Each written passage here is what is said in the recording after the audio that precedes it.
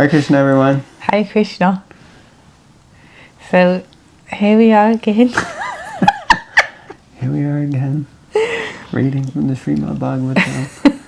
Don't you guys get tired of this? Aren't you bored? I mean, gosh. We've got a long way to go. This is Canto 3. Oh my God. And how many years we've been doing this now? Seems like 10,000 years or more. 2. No, it isn't even 2 yet. No. Because we started in lockdown last year. Yeah. But it's been probably a year and a half. Mm-hmm. So. Okay. But anyway, where are we? Canto 3, chapter 15, text 20. Mm-hmm. And chapter's description of the kingdom of God. Oh yeah, this is a good chapter. Om Namo Bhagavate Vasudevaya. Om Namo Bhagavate Vasudevaya. Om Namo Bhagavate Vasudevaya. See, you look little and I look big. Normally I'm down, growing out of your shoulder, but... That's because you're sitting up and I'm sitting down. I'm like relaxing. Right, okay, thanks. It's amazing, the optical illusion. All right. It's like I'm superimposed into the picture. I'm not. I'm really here. I'm really am. What? 2 Ronnies. 2. Some of you would get that. 2 Ronnies. Okay. Anyway. Right, text 20. The inhabitants of Vaikuntha travel in their airplanes made of lapis lazuli, emerald and gold. Although crowded by their consorts, who have large hips, that's how he looks here, doesn't it? And beautiful smiling faces, they cannot be stimulated to passion by their mirth and beautiful charms. Purport. In the material world, opulences are achieved by materialistic persons by dint of their labour. One cannot enjoy material prosperity unless he works very hard to achieve it. But the devotees of the Lord who are residents of Vaikuntha have the opportunity to enjoy a transcendental situation of jewels and emeralds. Ornaments made of gold, bedecked with jewels, are achieved not by working hard, but by the benediction of the Lord. In other words, devotees in the Vaikuntha world, or even in this material world, cannot be poverty-stricken, as is sometimes supposed. They have ample opulences for enjoyment, but they need not labour to achieve them. It is also stated that in the Vaikuntha world, the consorts of the residents are many, many times more beautiful than we can find in this material world, even in the higher planets. It is specifically mentioned here that a woman's large hips are very attractive and they stimulate man's passion. But the wonderful feature of Vaikuntha is that although the women have large hips and beautiful faces and are decorated with ornaments of emeralds and jewels, the men are so absorbed in Krishna consciousness that the beautiful bodies of the women cannot attract them. In other words, there is enjoyment of the association of the opposite sex, but there is no sexual relationship. The residents of Vaikuntha have a better standard of pleasure, so there is no need of sex pleasure. Powerful. Yeah, interesting. Well, what I find interesting is that it's described that the women in Vaikuntha are much more beautiful than here, but that they have large hips, whereas here there's, the whole media industry has built a market around being skinny. All the mannequins are skinny, and it creates a whole thing that's like if you're not, I don't even know what size is, but if you're not like skinny as a rail, then you're not beautiful, and that creates so many problems in the minds of people and different impressions of what one is supposed to look like and what real beauty is. Whereas if you ever go to a museum and you look at the art and paintings and carvings, even from like 200, 300, 400 years ago or more, then you see that often it's not that ladies are like skinny as a rail. Yeah. In fact, if they look like that, they would probably be considered, different. So, I mean, whatever it is. It's all in a sense material. But here, this is Vaikuntha, so that's not material. That's spiritual. So in the spiritual world, the Swarup, or the eternal form of some people, is the form of a feminine. And it seems like the interactions between the feminine and the masculine is still very similar. They attract one another, and they used to play off of each other, and in a sense for enjoyment and gain of energy and excitement and enthusiasm. But of course, as it says, the higher pleasures are there, so there's no need for real sexual relationships. But still, there might be a female body in the material world, female body in the spiritual world, male body in the spiritual world. But the way that they look, we can see here, it says they have large hips. So, I mean, it doesn't say how large, but I was going to say, often though, because they do a lot of descriptions of the female form in the Spotless Purana, and they often, say large hips, but tiny waists. A lot of the time, they say they had a tiny waist. I'm just saying, maybe we can draw a picture or something. Now, so I'm saying they're not big, if you know what I mean. Okay, yeah. So it's they often say like that, like an hourglass figure. Yeah, because they also say large breasts, I think. Right. Okay. I mean, that's what it says. Yeah, but we're not attracted by these things anyway.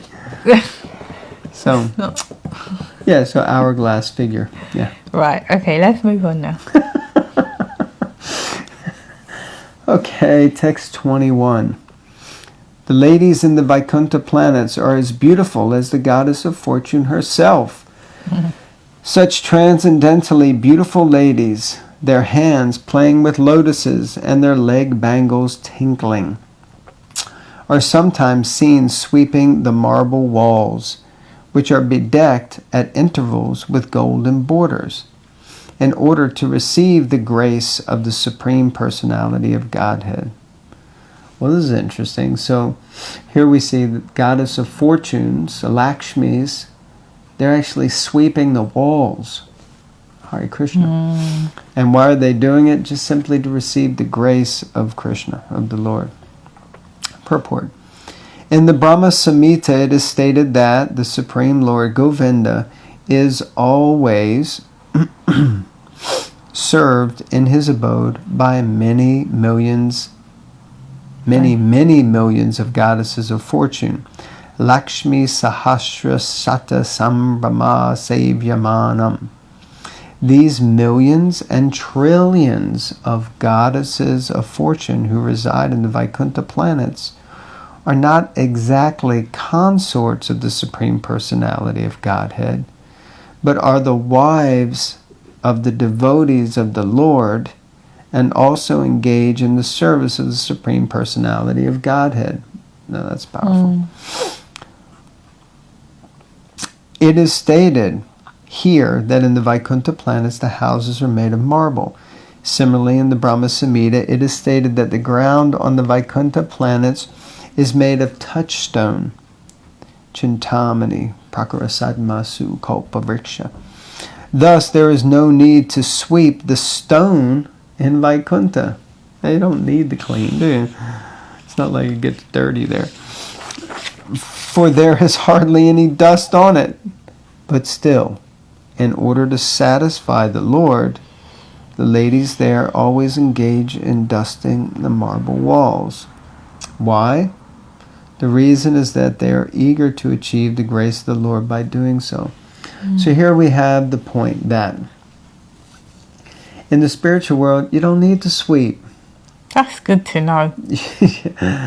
Yeah, and this is the point. People want to go there so they don't have to clean, right? That's your motive for getting out of the material world. Yeah, I won't have, like your Cinderella or something, So I won't have to clean, I won't have to.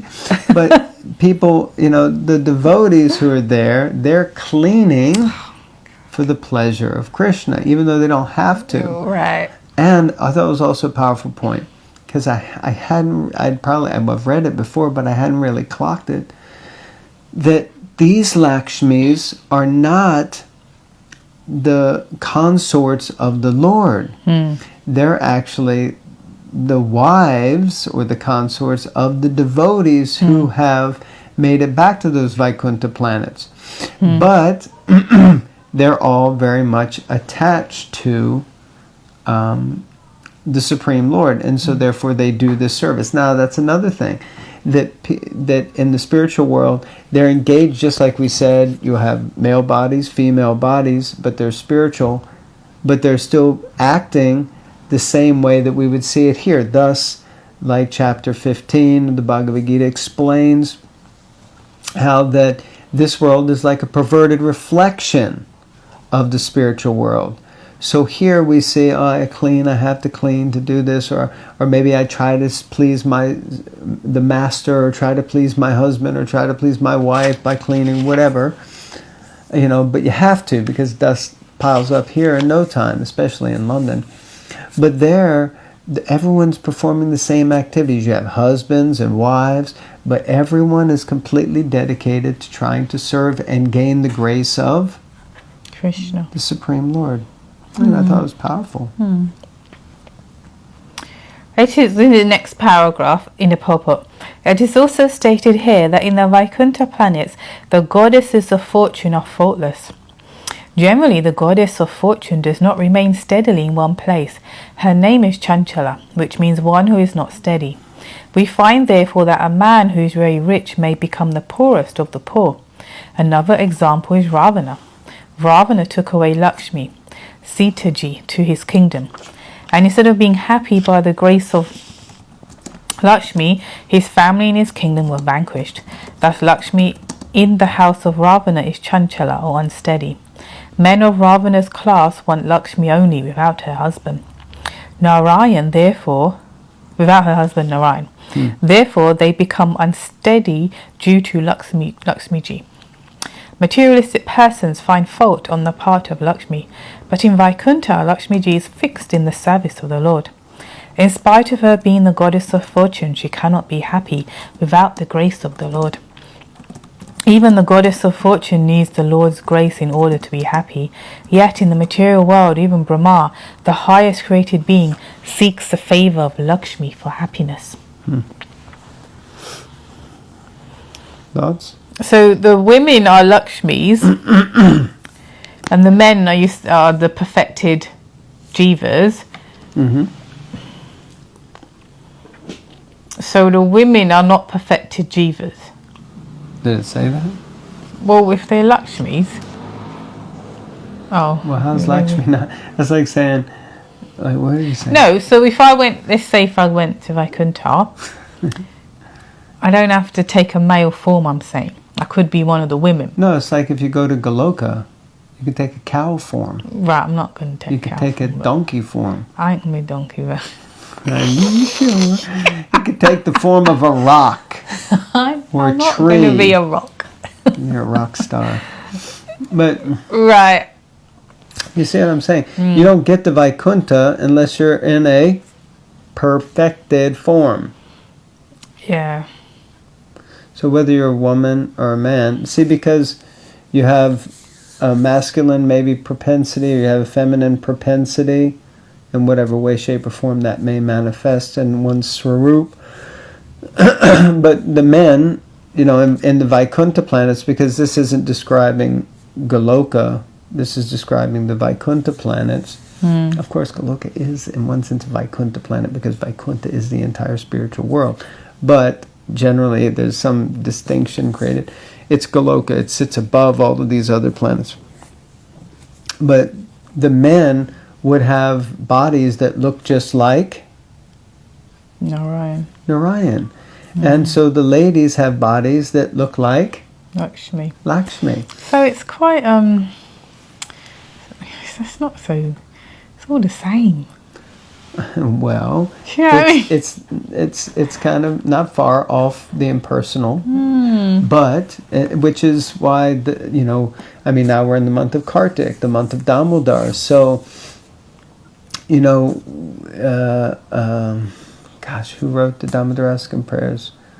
Satyavrata Muni he explains that, in his prayer, he said that the Lord, he's not really so pleased by worship in the mood of awe and reverence. He's more pleased by a more intimate relationship. So that is only available really in Goloka. And anyway, this is all narrated very nicely. If anyone's ever inspired to read the Brihad Bhagavatamrita, which is written by Srila Sanatana Goswami, and he wrote it based on the idea of Shukadeva Goswami repeating the Bhagavatam to his mother, and his mother's name was... not Shukadeva Goswami, sorry, Parikshit Maharaj's mother, Uttara. So Uttara was inquiring, what did Shukadeva Goswami said? And then he spoke the Brihad Bhagavatam. So it's like condensed version. So, and interestingly, it mentions traveling through different planets for levels of realization, consciousness, liberation. So anyway, the point is, they're all perfected, right? In the spiritual world. So whether you're in a Lakshmi's body or a male's body that looks like Narayan, it's all perfect. If you get the body of a rock, get the body of a donkey, get the body of a horse, body of a cow, body of a gopa, body of a gopi. Yeah. Like that. So there's all different types. What would you be in the spiritual world? We see you there. Who are you? Yeah, we see you there. In the spiritual world. All Who right. am I in the spiritual world? Okay. Someone who talks a lot. Probably. Parrot. Yeah. We're going to read one more? You got time for just one more. We've only managed 3. We got time for one more. Jesus. Text 22. I'm going to write. We're going to be releasing the Bhagavatam, which I'm writing at the moment, which is his purports, to the purports of Prabhupada, which are the purports of everyone else. Hey, might be a big seller. The goddesses of fortune worship the Lord in their own gardens by offering tulasi leaves on the coral-paved banks of transcendental reservoirs of water.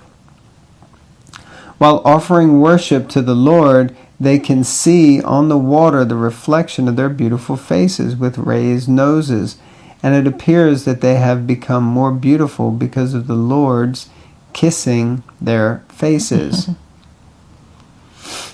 Purport. Generally, when a woman is kissed by her husband, her face becomes more beautiful. Shall we see? No. I'm going to have to edit this. In Vaikuntha also, although the goddess of fortune is naturally as beautiful as can be imagined, she nevertheless awaits the kissing of the Lord to make her face more beautiful. The beautiful face of the goddess of fortune appears in ponds of transcendental crystal water when she worships the Lord with tulasi leaves in her garden. Well, a little bit of a question here, I guess. If they're not the consorts of the Supreme Lord and they're Lakshmis and they're married to their husbands who look like... Their husbands. The original Lakshmi's husbands. Yeah. It's confusing. Is it that the Lord, the Supreme Personality of Godhead, Lord Narayan of that Vaikuntha planet, he actually kisses them?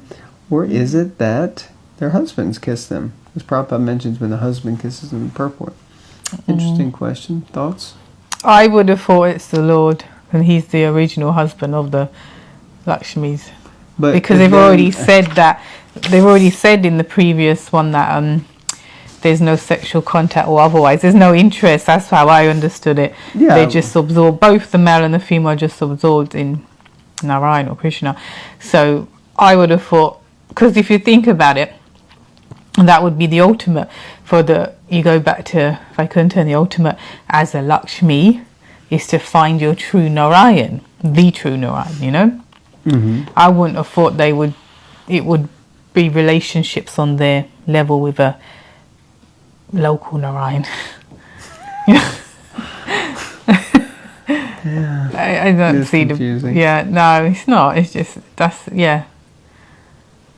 it don't say the husband anyway. All right, we're gonna. It is confusing, isn't it? No, it's clear for those simple for the simple. Yes, you're right. And complex for the complicated. Well, we'll leave it here now. Maybe it's explained. That's what I was going to say. Let's not apply the purport before we read the purport. Apologies, it's late in the evening. We're a bit tired. I'm fine. Right. Okay, thank you all very much. Thank you. It's never a wrong time to read the Bhagavatam. Yeah, we're a bit tired because some of you may have seen, we were on our travels all over the place. Yeah. So we're back now, but we're a bit tired. And unfortunately, we were traveling and giving lots of talks and seminars and different things, but we didn't get so much time to read as we would have liked, and there were so many beautiful places we could have read, but we were always with so many other devotees and different things. Yeah. So now we're kind of back here in our little abode and reading here. But anyway, we're reading, and we're happy to be reading the Bhagavatam. So thank you all very much. Thank you. Grantaraj Srimad Bhagavatam Ki Jai. Hare Krishna.